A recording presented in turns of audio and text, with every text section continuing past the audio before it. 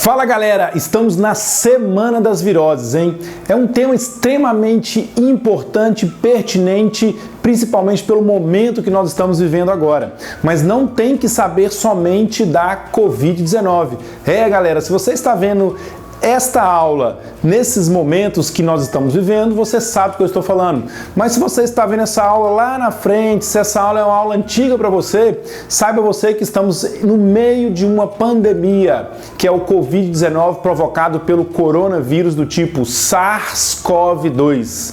Mas essa aula não é só sobre isso, é sobre virose de modo geral. É a semana inteira falando de virose, são várias aulas falando de virose. Se você já assistiu outra aula, tá vendo esse tempo que está aparecendo para você na sua tela aqui, ó? Você pode adiantar esse vídeo até esse tempo que eu já entro direto na virose do dia de hoje. Agora, se você não assistiu nenhuma aula ainda, assista essa introdução todinha porque ela é extremamente pertinente para o assunto, hein? É muito importante. Então, pegue seu caderno aí, se acomode direitinho, faça as suas anotações porque isso aqui é aula. Aula, aula, aula. E o tema é virose. Galera, afinal de contas, o que precisamos saber sobre as viroses? Primeiro, viroses são doenças provocadas por vírus. E quando a gente estuda virose de modo geral, a gente tem que se ater para alguns pontos muito importantes. Então vem comigo no quadro aqui, ó. Ao estudar virose, o que temos que saber? Por exemplo, no primeiro momento, o nome da doença. Que no caso da Covid-19, por exemplo, o que é Covid-19? Covid-19 não é o nome do vírus, é o nome da doença. Atenção para isso. No caso da dengue, dengue é o nome da doença. No caso do HPV, o HPV é o nome do vírus, não é o nome da doença. O nome da doença é condiloma acuminado. Então, primeiro ponto, o nome da doença. Na sequência, o agente etiológico. Lá no meu Instagram, o @senhorbiologia, eu coloquei lá um teste nos stories perguntando qual que era o agente etiológico da dengue. E entre as opções eu pus mosquito. A grande maioria marcou mosquito porque o pessoal não sabe o que é o agente etiológico.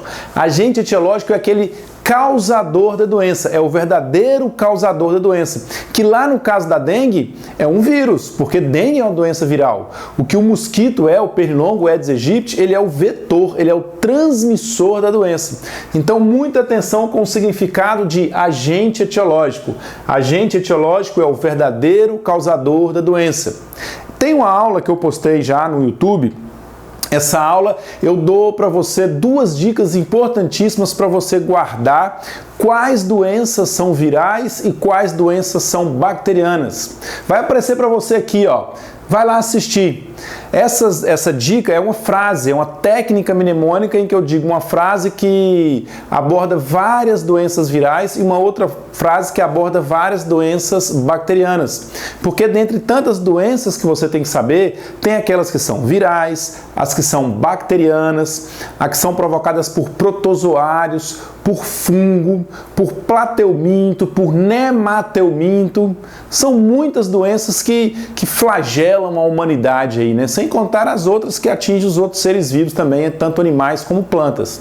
Mas enfim, o que seria o vírus, o que seria a bactéria, o que seria o protozoário? São diferentes agentes etiológicos. Então é muito importante, quando estiver estudando algumas doenças, quando estiver estudando virose, você saber quem é o agente etiológico. O outro ponto, o ciclo da doença. O que é o ciclo da doença? Se essa doença ela tem um ciclo direto ou indireto.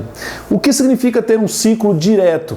Significa que você pega a doença da própria pessoa doente. Por exemplo, gripe. A gripe, você pega gripe de uma pessoa com gripe. E quando é indireto, é quando existe um vetor, existe um atravessador nisso aí. No caso da dengue, por exemplo, eu não pego dengue de uma pessoa com dengue. Eu pego dengue pela picada do mosquito Aedes aegypti. Então, a dengue é uma virose indireta, ela apresenta um ciclo indireto. E a gripe, por exemplo, é uma virose direta, apresenta um ciclo direto, como é, por exemplo, a Covid-19 também. Galera, agora anota esse nome aí, vai aparecer para você bem grandão aqui, ó. As doenças que apresentam ciclo direto, elas são chamadas monoxênicas ou monogenéticas. E as doenças que apresentam ciclo indireto, elas são chamadas de heteroxênicas ou heterogenéticas. Muito importante isso aí, ok?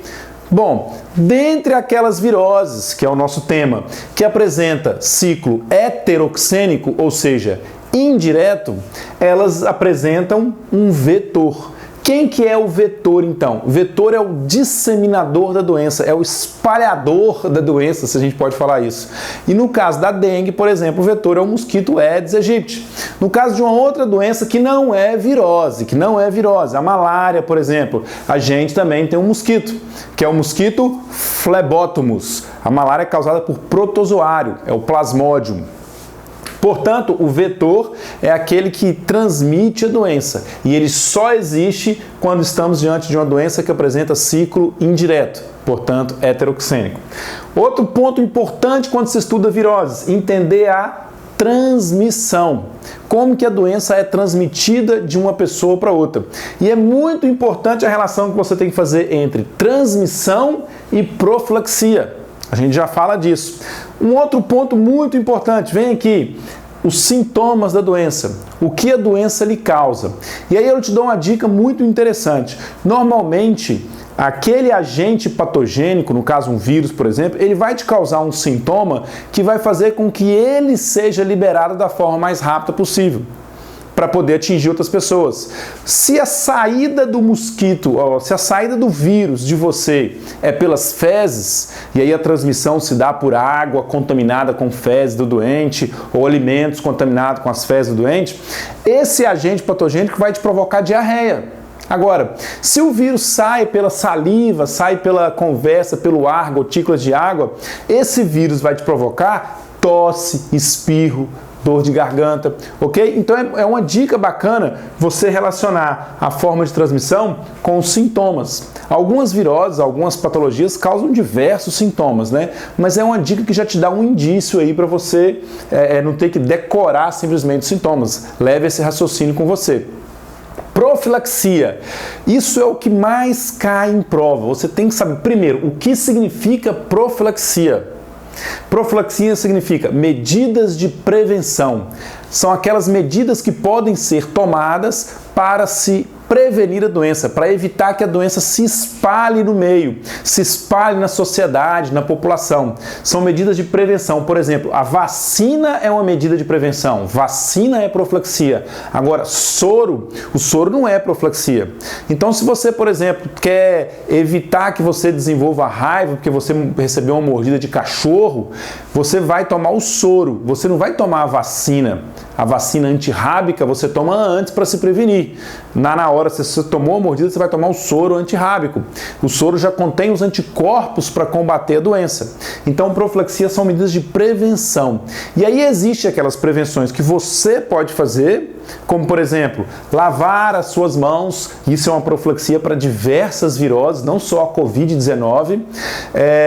A higiene com os alimentos, quando você chega com os alimentos, por exemplo, você comprou frutas, a fruta que você vai comer crua ali, com casca e tudo, por exemplo, maçã, pera, pêssego, lavar bem esses alimentos.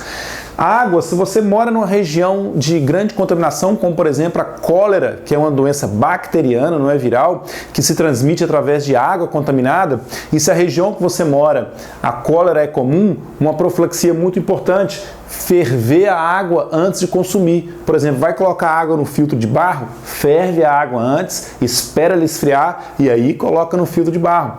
Então existem algumas profilaxias que são atitudes nossas, como higiene pessoal, saneamento, higiene pessoal, higiene com os alimentos, fervura de água, proteção da casa, como colocar no caso da dengue, diversas outras doenças transmitidas por inseto, telas na janela, uso de cortinado, inseticida, repelente, raquete elétrica, tudo isso são medidas profiláticas. E existem aquelas medidas que são atitudes que devem ser tomadas pelo poder público, como por exemplo, saneamento básico, construção de redes de esgoto, tratamento de esgoto. Essas atitudes são atitudes desenvolvidas prefeitura, pelo governo estadual, pelo governo federal. Enfim, profilaxia é muito importante se saber e é o que mais cai em prova. E por fim, galera, o tratamento. Como tratar essas doenças? Isso aqui cai muito quando você compara viroses e bacterioses e aí a gente inclui o antibiótico. Muito cuidado com isso, porque antibiótico é um remédio, é um tratamento que combate bactéria. Se você tiver vírus, tiver uma virose, o antibiótico não é a medida mais adequada. Normalmente as viroses, o tratamento delas se dá de forma paliativa. Você toma um remédio para evitar uma febre, um remédio para combater uma inflamação na garganta, porque o que vai matar os vírus mesmo, o que vai combater as viroses é o seu sistema imunológico. São os seus próprios anticorpos que vai conseguir danificar isso aqui. Portanto, galera, esses são os pontos que precisamos conhecer quando o assunto é virose. O nome da doença, o agente etiológico, o ciclo da doença, o vetor, a transmissão, sintomas, profilaxia e tratamento. Então nós vamos mudar de cenário, nós vamos agora para um outro estúdio, diante de uma televisão, usando uma apresentação em PowerPoint, em que eu vou falar para você de cada uma das doenças. Beleza?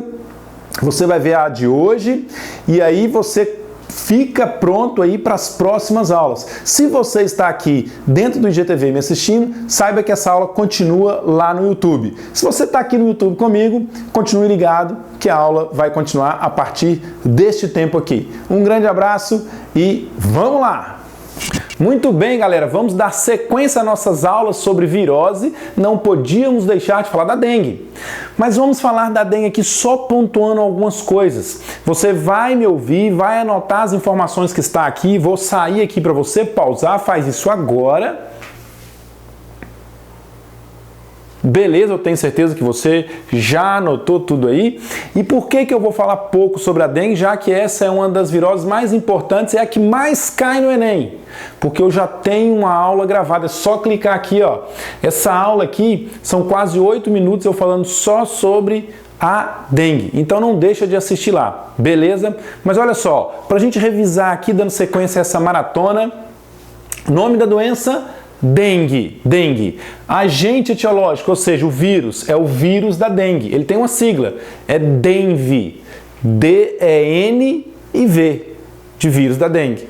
E aí tem 4 subtipos, tem o DENV1, o DENV2, o DENV3 e o DENV4. São 4 tipos de vírus diferentes. Você pode pegar dengue até 4 vezes na sua vida. Bom, como que você pega dengue? Também ela é uma flavovirose, como nós já dissemos em outras aulas, é um vírus que é transmitido através de artrópodes, é um arbovírus, e dentre os arbovírus ele é um flavivírus, e esse vírus ele é transmitido pela picada do mosquito Aedes aegypti, na grande maioria dos casos, e também pelo Aedes albopictus, que também pode transmitir a dengue. E o que causa a dengue? Febre muito forte, dores lombares, que é na altura das costas, dores nas articulações também pode causar, desmaios e febre muito forte e rápida. A febre sobe rápido demais. Galera, aí existe a chamada dengue hemorrágica. Cuidado, não é um tipo de vírus que causa dengue hemorrágica. Qualquer desses 4 subtipos pode causar dengue hemorrágica. Depende de como está o seu sistema imunológico, o seu corpo. Olha só, as formas hemorrágicas, além de todos os sintomas que já foi dito, ocorre alteração do sistema de coagulação sanguínea, onde pequenos vasos podem sangrar na pele e em órgãos, levando à hemorragia. Essa é a gravidade da coisa, pode levar à morte. Por quê? Porque o vírus destrói as plaquetas que estão relacionadas com o processo, com a cascata de coagulação sanguínea. Por isso que você não pode tomar certos remédios para poder combater a dengue. Muitos remédios que combatem a febre, eles, como a dipirona, por exemplo, eles provocam a redução da quantidade de plaqueta, como o AS, por exemplo, a aspirina, ele reduz drasticamente a quantidade de plaqueta. Aí você tem um vírus que está reduzindo essas plaquetas, aí vem um remédio que também reduz a plaqueta, a chance de você transformar a dengue que você tem numa dengue hemorrágica ao tomar um remédio errado é muito grande. Por isso é muito cuidado com o tipo de remédio que você vai tomar. Portanto, o tratamento é isso, você tem que tomar remédios que vai aliviar os sintomas. Não existe uma forma de você tomar um remédio para matar o vírus. O que vai matar o vírus são os seus próprios anticorpos que você vai produzir. É o seu sistema imunológico que vence isso aí. Você toma remédio para combater os sintomas. E a profilaxia, primeiro, não existe cura. E seria o quê? A eliminação de criadouros. Nós estamos em meio à pandemia da Covid-19. Vocês todos aí estão em casa, se resguardando, guardando esse distanciamento social. E aí é muito importante que você, aproveitando que está em casa, dá uma olhada no seu quintal, vê se não existe nenhum foco de água parada onde o mosquito Aedes aegypti pode se reproduzir. Porque nós estamos vivendo no Brasil também uma epidemia de dengue. Alguns estados, como o estado do Paraná, por exemplo, estava com mais de 20 mil casos de dengue antes da Covid-19 chegar. A Covid-19 chegou, acometeu muitas pessoas, mas os números de pessoas com dengue também aumentou muito. Tem esse outro link aqui, você pode clicar aqui também, que é uma outra aula que eu falo especificamente do coronavírus. Eu gravei essa aula em fevereiro de 2020. Eu falo do coronavírus e comparo os números do coronavírus com os números da dengue e os números do sarampo. É uma aula muito massa e muito importante para você assistir também. Clica aqui e vai lá conferir, beleza? Olha só, para a gente terminar, algumas imagens aqui de pessoas com dengue hemorrágica. Primeira imagem do mosquito e aqui, ó, olha como pode ficar o braço de uma pessoa com dengue hemorrágica. Beleza? E aqui algumas figurinhas mostrando os sintomas. Um grande abraço. Fui. Até mais.